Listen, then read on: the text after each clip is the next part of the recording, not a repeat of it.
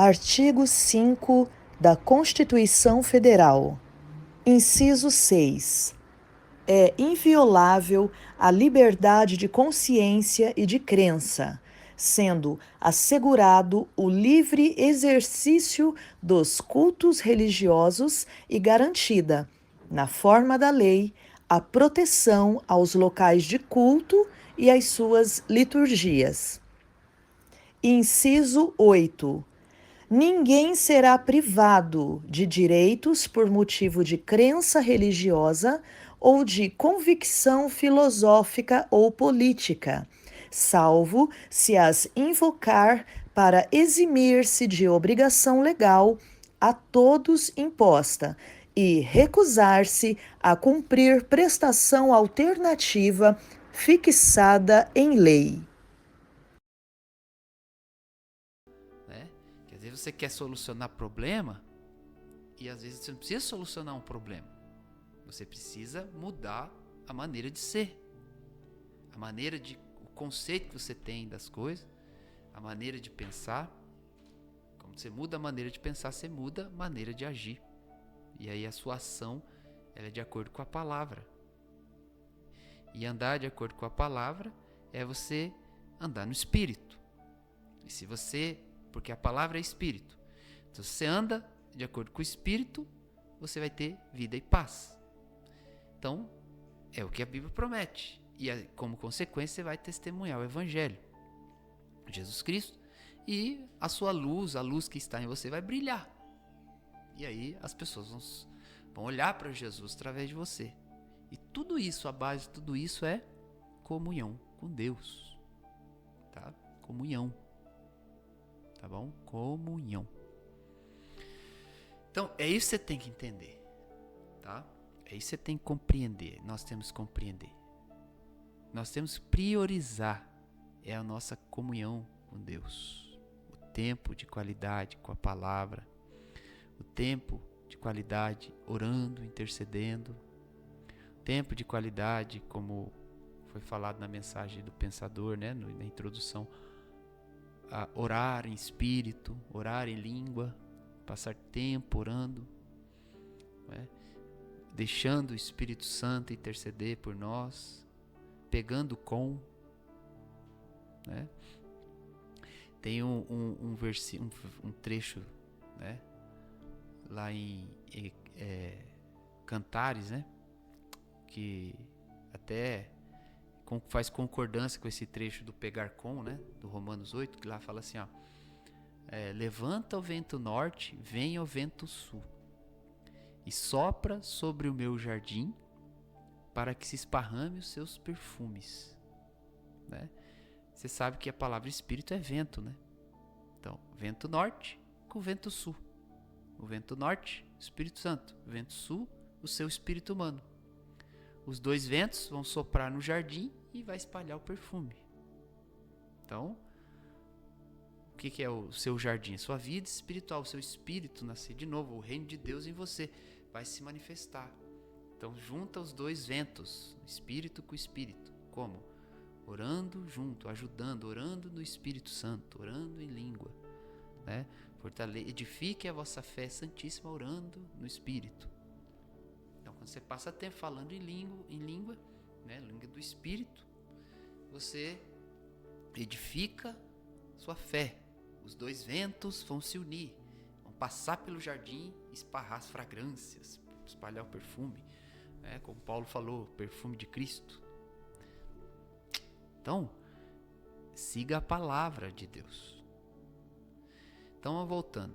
Então, quando fala lá dos princípios elementares do Evangelho, você precisa entender hoje. Hoje, às vezes, não tem surtido mais tantas revelações da Bíblia. Pregações tremendas, com revelações profundas.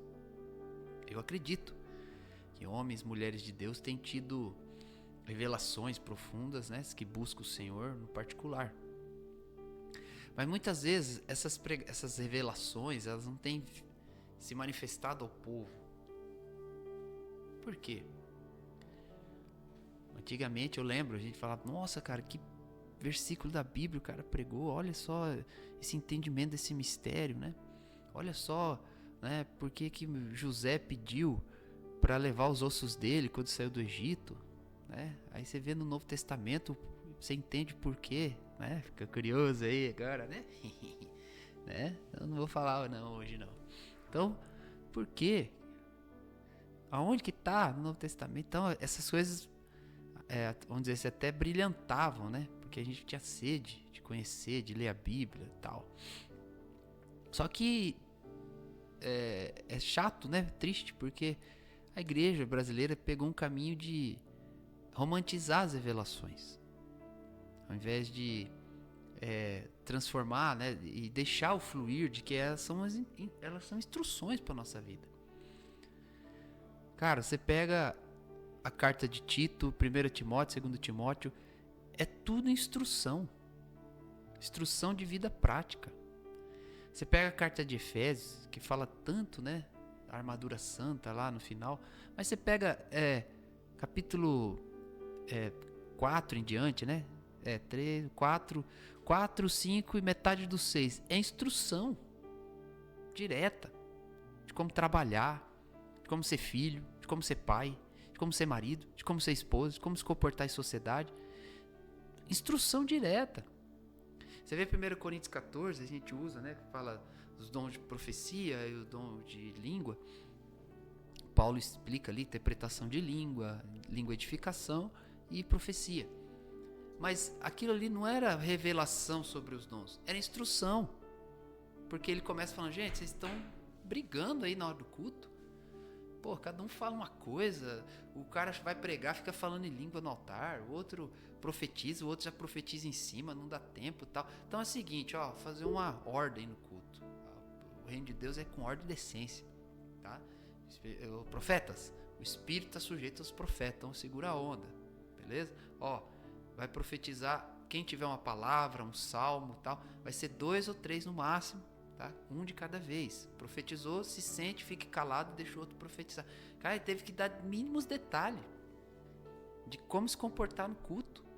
Pensa, se chegar nesse ponto com a igreja, né? Hoje em dia tem momentos, né, que a gente tem que falar, irmão, a igreja não pode usar o celular, tá? E na hora do culto tem que desligar o seu celular para prestar atenção na palavra. Poxa, mas é uma instrução, né? O homem de Deus vai instruir. Então, o que a gente tem que entender? Que o evangelho é isso, a ação do Espírito é essa. E qual tem sido a instrução para hoje que as pessoas têm se deixado perder? Né? Eu vejo, ó, eu entendo, né? Porque compreendo pela Bíblia, eu entendo que a maior força de pregar o evangelho, que é o testemunho pessoal. Testemunho do evangelho. Como que é testemunhar o evangelho? É fazer obra missionária. É maravilhoso, tremendo a obra missionária. Toda a minha oração aos missionários, né, que entregam sua vida para ir para lugares que nem conhece, né, para fazer a obra de Deus. É pregar no altar.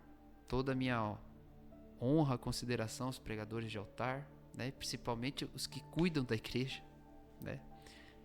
Que temos que honrar os homens de Deus, mulheres de Deus que cuidam da igreja do Senhor, que se responsabilizam, tomam a sua responsabilidade, seu chamado.